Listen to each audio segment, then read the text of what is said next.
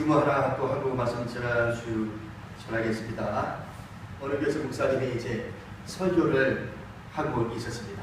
근데 맨 앞줄에 할머니 한 분이 앉아서 한 글자라도 놓치지 않고 말씀을 듣는 모습으로 집중하면서 말씀을 듣고 있었습니다.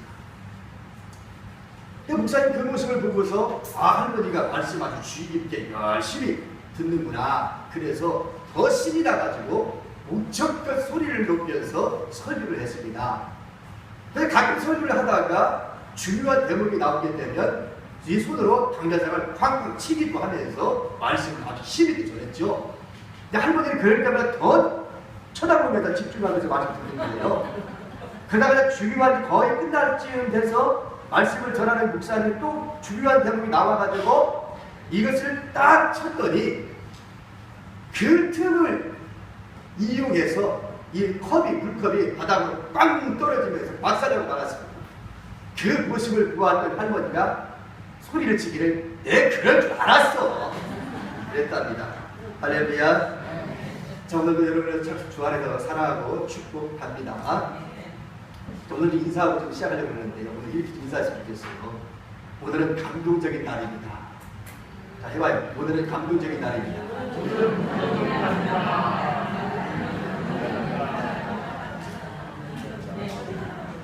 자, 내가 왜 이런 인사를 좀 했느냐면 이거 여러분 감동적인 인사를 좀 해야 됩니다. 여러분 감동적인 날을 누가 만든 거냐면 내가 만든 거예요. 여러분 오늘 하루를 정말 감동적인 날로 만드는 것은 누가 나한테 갖다 주는 것이 아니라 여기 있는 여러분과 내가 오늘 감동적인 날로 만들 수 있는 거 누가 만들어요? 내가 만들어요. 저는 때로 설교를 준비하면서 어떤 때는 신날 때가 있고 어떤 때는 그냥 의무적으로 설교할 때도 있고 좀 그렇습니다. 근데 모두 신나요. 왜냐하면 우리가 말씀을 준비하다 보면 때로는 정말로 하나님이 어떤 영감을 주셔서 깨닫고 정말 신나게 말씀 준비할 때가 있는가 하고 그때는 술술술술 막 말씀이 따로 나올 때가 있고 어떤 때는 맞을 때도 있어 솔직한 말로. 근데 오늘은 저 설교를 준비하면서 감동적인 말씀을 제가 좀 봤습니다. 여러분 사도 바울이 오늘 이 편지를 디모데에게 남겨진 편지입니다. 그런데 우리 사도 바울이 위대한 인물이다 라고 하는 것은 이미 우리가 다 알고 있는 얘기잖아요. 바울은 왜 위대하냐? 업적이 많아서요? 틀린 말은 아닙니다. 업적은 무지하게 많으니까요. 그러나 업적이 많아서 이 여가 아닙니다. 제가 오늘 말씀을 준비하면서 말씀 듣는데 그가 마지막 인생 결산 고백을 하는 이 장면에서 제 감동을 받았습니다. 여러분 7절 말씀 다시 한번 볼까요? 나는 선한 싸움을 싸우고 나의 달려갈 길을 마치고 믿음은 지켰으니 그런 말씀이 나옵니다. 우리 성경에는 한 문장으로 그냥 번역되어 있죠? 그렇죠? 한 문장으로 번역되어 있습니다. 근데 이걸 알고 보면 세 문장으로 되어 있습니다. 세 문장을 우리는 의역을 해서 한 문장으로 번역을 했어요. 한글 성경만 보면 잘 안 보여서 제가 영어 성경을 보는데 영어 성경에 보면 세 줄 되어 있습니다. I have fought the good fight. 그 다음 I have finished the race. 그 다음 세 번째 I have kept peace. 그렇게 되어 있습니다. 세 문장이에요. 세 문장. 세 문장을 우리말을 해석을 하니까 나는 선한 싸움을 싸우고 나의 달려갈 길을 마치고 믿음을 지켰으니 라고 해석을 했단 말이죠. 한글 성경만 볼 때는 별 이게 뭘 와닿지가 않았는데 영어로 딱 보니까요. 제가 무릎을 쳤어요. 그렇구나. 바울이 왜 위대한 사람인지, 왜 사도 바울이 이렇게 멋지게 인생을 살다 갔는지 제가 이 말씀 보면서 정말 멋있게 살다 갔다. 정말 한 인간이 이 세상에 태어나서 정말 멋지게 살다 갔다. 그런 평가를 제가 내릴 수 있었습니다. 그도 그럴 것이 8절 말씀 보면 8절 볼까요? 이제 후로는 나를 위하여 그의 연관이 얘기되었으므로 주 곧 의로우신 재판장이 그날에 내게 주실 것이며 내게만 아니라 주의 나타나심을 사모하는 모든 자에게 줍니다. 여러분 이 얼마나 확신에 찬 고백입니까? 이 말씀은 바울이 자신이 죽음에 임박한 것을 이미 알고 죽음에 임박한 것을 이미 알고 사랑하는 제자에 대해서 영적인 아들인 이 디모데에게 마지막 유언과도 같은 말씀을 전한 것이 바로 디모데 후서예요. 근데 자기 자신을 전쟁과 같이 내가 벌써 구워지고 나의 떠날 시간이 가까웠구나라고 이야기하면서 내가 죽음이 얼마나 잘 왔으니 내가 너한테 좀 한 말을 좀 가르쳐 주리라 하고서 남긴 말 이 말씀인데, 자기 인생 결론을 다 내리고 난 다음에 이제 우리는 나를 위하여 의의 면류관이 예비되어 쓰므로 나는 이제 머지않아 이 세상을 떠날 것인데, 그렇게 되면 하나님께서 나에게 의의 면류관을 나에게 씌워 주리라. 할렐루야. 바울 고백이죠. 내가 죽고 나면 하나님 분명히 나에게 의의 면류관을 씌워 주리라. 왜? 내가 이렇게 선한 싸움을 싸우고 나의 달려갈 길을 맞추고 믿음을 지켰으니까. 이 얼마나 당당하고 확신에 찬 고백이란 말이에요. 이게 초창기한 고백이 아니라 인생 마지막 죽음을 얼마나 늦게 놓지 않은 상태에서 고백한 얘기예요. 인생 결산이죠. 정말 제가 이 말씀 보면서 한 사람이 이 세상에 태어났어요. 정말 누구나 다 세상을 떠날 때가 올 것인데, 정말 어떤 누구든지 이렇게 고백할 수가 있다면, 그래서 어떻게 정말 멋진 삶을 살 수 있었다면 얼마나 좋을까. 저 후회 없는 삶을 좀 살아갔잖아요. 얼마나 멋있습니까? 여러분 누구나 다 인생을 후회 없이 살길 바라시죠? 여기 앉아계신 여러분 모두가 다 후회 없는 삶을 살아가길 바라시죠? 아멘이 자고 아멘입니까? 누구나 후회 없는 삶을 살기를 바라지만 아무나 후회 없이 살아갈 수는 없습니다. 미국의 신학자이며 사회학자인 토니 칸플로 박사가 95세 되신 할머니 할아버지들 50명을 상대로 설문조사를 했어요. 95세 할머니 할아버지들 몇 명이요? 50명을 상대로 조사를 했는데 이렇게 질문했습니다. 할머니 할아버지, 다시 한번 삶의 기회가 주어진다면 어떻게 살기를 원하십니까? 라고 질문했습니다. 95세 이상 되신 할머니 할아버지. 그랬더니 이렇게 대답을 합니다. 첫째로, 날마다 반성하는 삶을 살겠습니다. 나에게 다시 기회를 준다는 삶을, 날마다 반성하는 삶을 살겠습니다. 아무런 되새김 없이 무심코 흘려보낸 자신의 시간을 후회하고 있는 거죠. 정말 앞만 보고 살아오면 내가 정말 반성하는 삶이 없이 그냥 인생을 살아온 삶에 대한 후회입니다. 그래서 반성하는 삶을 살고 싶다는 거예요. 다시 한번 기회를 준다. 그 다음에 두 번째가 뭔지 압니까? 용기 있는 삶이라고 얘기했어요. 용기 있는 삶. 눈앞의 이익을 쫓아서 양심을 버리고 불의와 타협했던 자신이 얼마나 어리석은 선택을 했는지를 후회하고 있다는 거예요. 인생 살면서 때때로 이렇게 불의를 알면서도, 내가 잘못된 것인 줄 알면서도 타협을 하면서 용기가 없어가지고 살아왔던 지난 날을 이 분들은 후회한다는 거예요. 그래서 다시 한번 나에게 삶의 기회를 준다면 좀 용기 있게 살아봅시다. 그 다음 세 번째 뭔지 압니까? 죽은 후에도 무언가 남는 삶을 살고 싶다. 그렇게 얘기했어요. 무엇인가 내가 죽은 이후에도 무언가가 이 세상에 남는 삶이었으면 좋겠다. 세상에 자기들이 95세 이상 살아오면서 꿈이 없었던 사람은 없었을 겁니다. 할머니가 됐든 할아버지가 됐든 다 인생의 꿈을 갖고 살아왔을 거예요. 근데 그 꿈을 갖고 살아왔는데 이루어진 사람이 있는가 하면 이루지 못한 사람도 있겠죠. 근데 이루어진 사람보다는 이루지 못한 사람들이 훨씬 더 많았겠죠. 그런데 지나고 생각해 보니까 내가 꿈꿨던 그 꿈이라고 하는 것이 한낱 허망한 것이라는 거죠. 근데 이 세상에서 다 없어지고 말 꿈이었다는 거죠. 95세 이상 살다 보니까. 그럼 다시금 나한테 삶의 기회를 준다고 한다면 나는 정말 그 없어질 허망한 것들에 대한 꿈을 꾸지 아니하고, 내가 죽음 이후에도 후세에 많은 사람들이 나를, 내 이름을 떠올리면서 뭔가 가치 있는 일들을 하고 갔다라고 하는 그런 업적들이 좀 있었으면 좋겠다. 그래서 그렇게 죽은 후에도 무언가 남는 삶을 살고 싶다고 후회를 해요.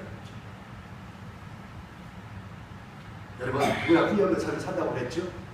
그런 마음 갖고 있다고 그랬죠? 그러나 누구나 할 수 있다고 해서 아무나 할 수 있는 일은 아닙니다. 오늘 바울의 고백을 통해서 정말 후회 없는 삶을 살아갈 수 있기를 축원합니다. 저는 그런 마음으로 오늘 이 말씀 준비했습니다. 자, 첫 번째 살펴볼까요? 바울이 뭐라고 했죠? 나는 선한 싸움을 싸웠다라고 얘기합니다. 나는 선한 싸움을 싸웠다. I have fought good fight. 여러분, 우리가 뭐라고 해요? 친구들하고 만나서 파이팅! 그러죠? 힘내! 파이팅! 그잖아요. 바울은 지금 그 말을 쓰고 있습니다. I have fought. 바울은 good fight. 선한 싸움을 싸웠다. 여러분, 여기에 이 싸움으로 이 세상을 표현하고 있다는 것을 주목해 볼 수 있기를 바랍니다. 바울이 이 세상에 자기가 살았던 삶을 가지고 싸움이라고 얘기하고 내가 선한 싸움을 싸웠다라고 얘기하고 있어요. 인생 살아가는 게 싸움이야. 아주 전투적인 삶을 살았어요. 지금 내가 인생 살아가는데 살아가는데도 그거 싸움이라고까지 얘기해요. 바울은 근데 자기 인생을 싸움이라고, 나는 선한 싸움을 싸웠다고 얘기하는 자기 인생을 가지고 있어요. 자, 여러분에게 한번 물어봅시다. 여러분 지금까지 짧게는 뭐 몇십 년, 길게는 뭐 80세 이상, 뭐 어떤 분은 90 이미 살아보셨는데 한번 물어볼게요. 여러분 그동안 살아오면서 전 평탄한 삶을 사셨습니까? 좀 순탄하게 살아오셨나요? 인생에 굴곡 없이 살아오셨나요? 그런 분 있으면 손 들어봐요. 한 놈도 없네요. 여러분 그동안에 그렇게 많이 고난 받고 사셨어요? 그 인생의 굴곡이 그렇게 많고? 그래요. 이 세상 살아오면서 평탄하게 살아갔던 분이 한 명도 없어요. 지금 여러분 손 안 드신 것처럼. 다 인생의 굴곡이 있어요. 인생은 싸움터와 같다. 얼마나 이 세상 살이가 힘들고 어려우면 이런 노래가 인기 끌겠습니까? 고개 고개 넘어가도 또 한 고개 넘었네. 넘어가도 끝이 없는 고갯길. 세상살이가 인생살이가 고추보다 맵다 매워. 사랑하는 정든님과 둘이라면 100년이고 1000년이고 둘이 둥실 살아가는 난 세상살이가 인생살이가 고추보다 맵다 매워. 그죠? 여러분 어때요? 우리 인생이 이런 거 아닙니까? 내 인생살이가 정말 고추보다 맵다. 많은 사람들이 이 노래에 열광하는 이유는 그거 아니겠어요? 내 인생 보니까 진짜 고추보다 맵다. 그래서 여러분 인생사 함부로 논할 수가 없어요. 네? 선배라고 해서 후배한테 인생을 함부로 논할 수 없고, 후배라고 해서 인생 선배한테 인생이 뭐 어쩌다 저쩌고 함부로 얘기할 수 있는 성질이 결코 아니에요. 그래서 오늘 우리는 인생에 대해서 함부로 얘기해서는 안 됩니다. 아주 조심스러워야 되죠. 여러분, 성가 바울의 삶을 놓고서 평탄하게 살았다고 감히 얘기할 수 있어요. 바울 평생 살아가면서 그는 수없이 많은 삶의 위기가 있었고요. 삶의 불안이 있었고요. 그때마다 정말로 타협하고 싶은 왜 들지 않았겠습니까? 포기하고 싶은 마음 왜 들지 않았겠습니까? 근데 그 인생의 굴곡에서 사도 바울은 사단과 타협하지도 않았고, 그리고 인생의 굴곡 앞에서도 포기하지 않았습니다. 그러면서 하는 말은 나는 인생 지금까지 살아오면서 선한 싸움을 싸워왔다. 정말 내가 선한 싸움을 싸우면서 오늘 여기까지 왔다. 그렇게 얘기합니다. 인생을 싸움터로 얘기하고 있습니다. 여러분, 우리가 후회 없는 삶을 살기 위해서는 바로 이런 삶을 살아야 할 줄을 믿습니다. 적당히 살아가는 것이 아니라 선한 싸움을 싸워 승리하는 삶이어야 이 훗날에 그래, 나는 정말 후회 없이 살았구나 이럴 수가 있다는 거예요. 그 다음 두 번째는요, 나는 경주를 마쳤다라고 이야기합니다. I have finished the race 라고 얘기해요. 여러분, 이 말씀이 제가 지금 감동했던 말씀입니다. 네. 우리말만 가지고는 나는 경기를 맞았다고 하니까 별로 와닿지가 않는데 I finished the race라고 되어 있기 때문에 이 글을 읽으면서 내가 떠올린 장면이 있었어요. 그게 뭐냐면 여러분 마라톤 많이 보셨죠? 우리나라에도 올림픽이 좀 있었고 그동안에 이제 뭐 이런 국제적인 경기들을 우리나라에서도 많이 좀 개최를 좀 했기 때문에 마라톤 그런 화면을 우리 한인들 중계를 통해서 여러 번 좀 봤을 것입니다. 세계적인 마라톤 선수들이 자 출발선에 딱 있을 때에 신호에 의해서 빵 하고 총소리가 들리면 출발합니다. 근데 출발선에 현수막이 딱 걸려 있어요. 뭐라고 해요? 현수막이 스타트 써있죠? 스타트 웨이트라고 써있습니다. 출발선이라는 출발선. 네. 거기에 딱 대기하고 있다가 총소리가 딱 울리면 시작하는 거예요. 이게 마라톤 시작합니다. 출발선에 스타트 웨이트라고 있습니다. 그 다음 마지막 결승 지점. 마지막 결승이 도착 지점에는 뭐라고 되어 있을까요? 현수막 붙어 있죠? 피니시. 보셨습니까? 피니시 레이스가 되어 있습니다. 그러니까 오늘 이 바울이 자신의 인생을 마라톤으로 지금 비유를 하고 있는 겁니다. 마라톤으로. 그래서 자기 인생에 하나님 앞에 부름받아가지고 이방의 사도로 부름받은 이 사도 바울이 정말 출발선에서 스타트 해가지고 뛰기 시작하더니 마지막 결승점까지 중간에 포기하지 않냐고 도착했다는 겁니다. 여러분 마라톤이 총 거리가 얼마죠? 42.195km죠? 42.195km입니다. 장거리죠? 아주 장거리입니다. 보통 2시간 이상 걸리는 시간입니다. 아무리 선수들 일지라도요. 그 정도의 먼 거리를 뛰는 겁니다. 뛰는 거예요. 42.195km. 그 마라톤에 참여하는 선수들은 그 마라톤의 금메달을 따기 위하여 몇 년 동안을 그거 목표를 잡고서 아주 강한 훈련을 쌓습니다. 그렇지? 산악 훈련도 갖고 이런저런 막 훈련을 강한 훈련을 하죠. 왜? 그래야 마라톤에서 우승할 수 있습니다. 그렇게 훈련을 하고도 마라톤 경기장에 와가지고 종종 뛰다가 심장마비로 앰뷸런스에 실려가는 사람들이 종종 있고요. 뛰다가 다치는 사람들이 있고요. 사건, 사고가 많이 나는 것이 마라톤 경기. 그렇죠? 그렇게 험난한 코스가 있고 그만큼 어려운 것이 마라톤. 바로 이 바울은 자신의 인생을 마라톤처럼 내가 살아왔다는 거죠. 근데 마라톤 선수들이 보세요. 42.19km를 달리는데요. 사건, 사고가 많다고 말씀드렸죠? 그 중간중간에 달리다가 포기하고 싶은 생각 왜 없겠어요? 죽음에 지금 포기하고 싶은 생각 왜 없겠어요? 그런데 그 모든 것들을 다 뒤로 가고 끝까지 경주장에 달려서 마지막 피니시 라인까지 골이 나옵니다. 바울이 지금 그렇게 해왔다는 거죠. 여러분 전 세계에서 가장 유명한 사람 중에 오프라 윈프리라고 하는 사람이 있어요. 여러분 잘 알죠? 세계적으로 영향력을 행사할 수 있는 사람인데 미국 사람이 여자입니다. 흑인 여자입니다. 오프라 윈프리. 그의 영향력이라고 하니까 대단합니다. 그녀가 방송에서 소개한 책은 다음날 바로 베스트셀러가 되고 그리고 그 사람이 고아원에 대한 얘기를 하게 되면 바로 그 다음날 바로 기부금이 엄청나게 몰려들고 또 그 사람이 입고 있는 옷이라면 어떤 옷이든지 간에 바로 대박나고 그 사람과 만나서 토크를 하면서 인터뷰를 하는 사람들이 그 사람과 만나게 되면 그분도 대박입니다.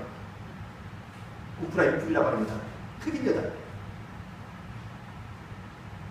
그런데 그렇게 많은 사람이 이 사람을 만나고 그렇게 관계를 맺고 살았는데도 불구하고 오프라 윈프리를 따라갈 사람이 없어요. 아주 대단한 영향력을 행사하고 있는 여자 중에 하나. 근데 이분이요. 자기의 자서전 하나를 썼어요. 이것이 사명이다. 라고 하는 책입니다. 이것이 사명이다. 근데 이것이 사명이다라고 하는 그 책에서 네 가지 방법에 대해서 그 사명이라고 하는 말을 표현하고 있습니다. 뭐라고 되어 있냐? 첫째는 남들보다 더 가진 것이 있다면 그것은 축복이 아니라 사명이다. 그렇게 얘기해요. 남들보다 더 많은 것을 내가 가지고 있다면 그거는 축복이 아니라 뭐라고요? 사명이에요. 그 다음에 두 번째는 뭐라고 얘기했냐면 이렇게 이야기합니다. 남들보다 아픈 아픈 상처가 있다면 그것은 고통이 아니라 사명이다. 남들보다 나이가 아픈 상처가 있다면 그거는 고통이 아니라 사명이다. 세 번째는요, 남들보다 내가 더 설레는 일이 있다면, 남들보다 설레는, 마음이 설렌다 그러죠? 설레는 일이 있다면 그거는 착각이 아니고 사명이다. 마지막 네 번째는요, 남들보다 더 부담되는 일이 있다면, 부담되는 일이 있다면 그것은 강요가 아니라 사명이다. 이렇게 얘기해요. 부담되는 일이 있다면 그건 강요가 아니라 사명이다. 그러니까 오프라 윈프리는요, 자신의 인생을 지금 이런 사고방식을 가지고 인생의 사명이라고 생각하고 사명감을 갖고 인생을 살아왔다는 거예요. 이 사역의 토크쇼로 진행하는 MC들은 수없이 많습니다. 우리나라에.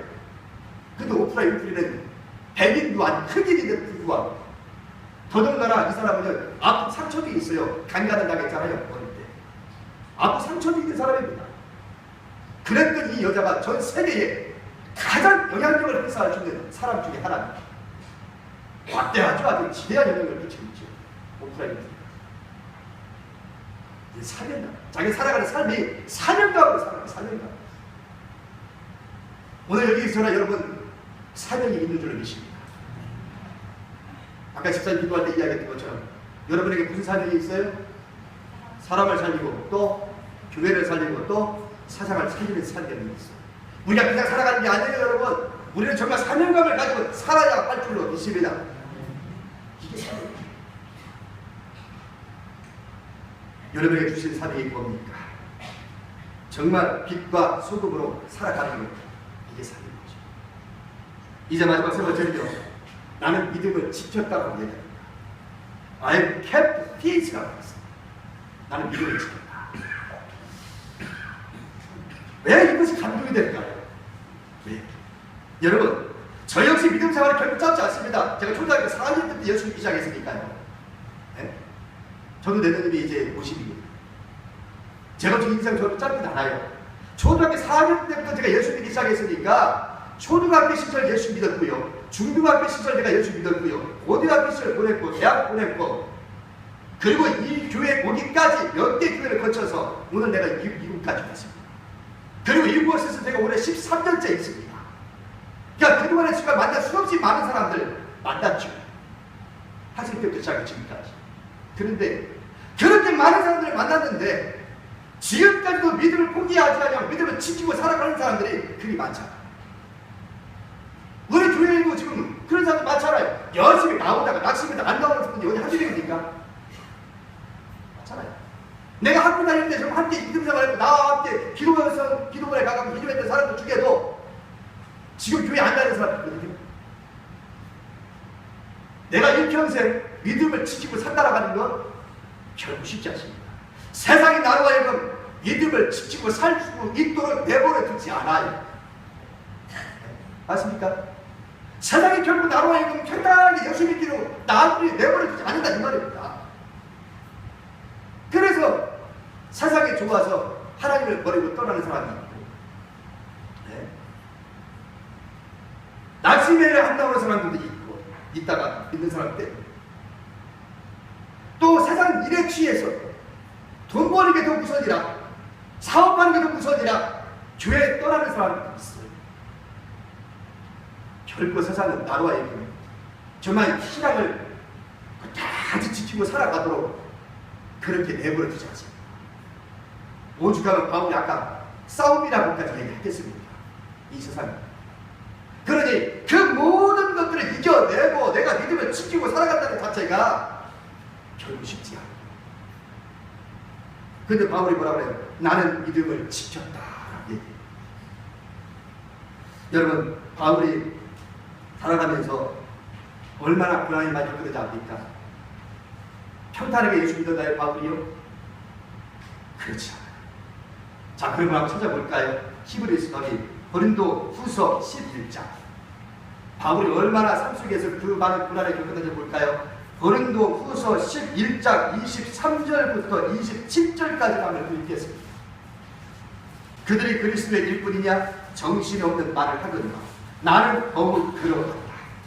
내가 수분을 넘치도록 하고 옥에 갇히기도 더 많이 하고 매도 수없이 맞고 여러 번 죽을 뻔하였으니 유대인들에게 40에서 하나 감한 배를 5번 맞았으며 3번 회장으로 맞고 1번 돌로 맞고 3번 파손하고 일주야를 깊은 바다에서 지냈으며 여러 번 여행하면서 강의 위험과 강도의 위험과 동족의 위험과 이방인의 위험과 시내의 위험과 광야의 위험과 바다의 위험과 거짓 형제 중에 위험을 당하고 또 수고하며 애쓰고 여러 번 자지 못하고 줄이며 목마르고 여러 번 굶고 춥고 헐벗었노라.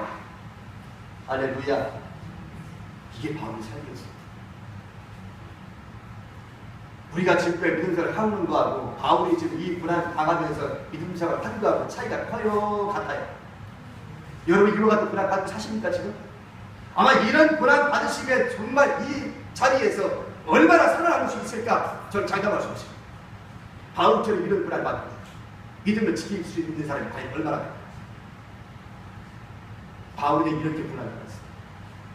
그런데 믿음을 지켰다라고 이야기합니다. 그 가장 고난 속에 믿음을 지켰다고 이야기합니다. 그러게 당당하게 8절 말씀에 그렇게 얘기합니다. 8절 다시 봅시다. 이제부로는 나를 위하여 의의 결국까지 예배되었으므로 주 곧 의로우신 재판장이 그날에 내게 주실 것이며 내게만 아니라 주의 나타나심을 사모하는 모든 자에게입니다. 할렐루야. 그렇게 말하죠. 후회 없는 삶을 살려야 됩니다.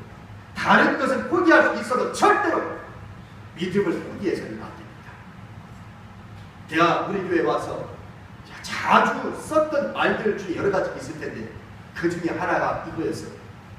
이 세상을 다 얻었다 해도 예수님 잃으면 전부를 잃은 것이, 이 세상 모든 걸 다 잃어버렸다 할지라도 예수님 한 분만 붙잡으면 이 세상 전부를 얻은 것과 같다.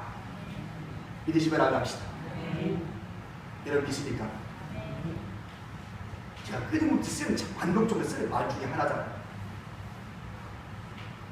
세상 다 얻었어도 예수님 잃어버리면 다 잃어버립니다. 내가 세상 다 잃어버렸을지라도 예수님 한 분만 붙잡으면요 세상 다 얻은 것과 같아. 할렐루야. 이제 한번 결론을 좀 내릴 때입니다. 후회 없는 삶을 살기를 원하십니다. 바울이 이런 고백을 할 수 있었던 것은 하나님의 나라를 위하여 복음을 전했기 때문입니다. 그가 세상 일을 하는 것이 아니라 하나님의 나라 확장을 위해서 전 세계를 바쳤습니다. 그러면 후회 없는 삶을 살기 위하여 오늘부터 여러분은 세상 일을 그만두고 하나님 일만 하라는 말일까요? 결국 그렇지 않습니다. 여러분의 삶 속에서 내가 지금 하고 있는 이 일이 하나님의 일을 하는 것이라고 생각을 하고 열심히 그 일을 하신다면 바로 그것이 하나님의 영광을 드러내는 것입니다. 이 훗날에 정말 후회 없이 살았노라고 고백할 수 있을 거라는 것입니다. 그런 사랑을 하는 디모데에게 그는 마지막으로 이렇게 명령을 내립니다. 너는 말씀을 전파하라. 때를 얻든지 못 얻든지 항상 힘쓰라. 범사의 오래 참음과 가르침으로 경책하며 경계하며 권하라. 진실로 선한 싸움으로 이 세상을 이기십시오. 인생의 경주를 끝까지 견디하십시오. 그리고 끝까지 믿음을 지킬 수 있기를 축원합니다. 정말 여러분이 이렇게 산다면 단언컨대 여러분이 훗날에 죽음을 앞두고 나 정말 후회 없이 살았다 이렇게 많은 사람들에게 당당하게 이야기할 수 있을 것이고 훗날에 내 예수님 나라 하나님 나라에 가면 하나님께서 의의 멸류관을 나에게 씌워주리라 이렇게 할 수 있을 거라고 계십니다. 정말 우리가 노력하지 않으면 안 되겠죠. 우리 한번 기도합시다.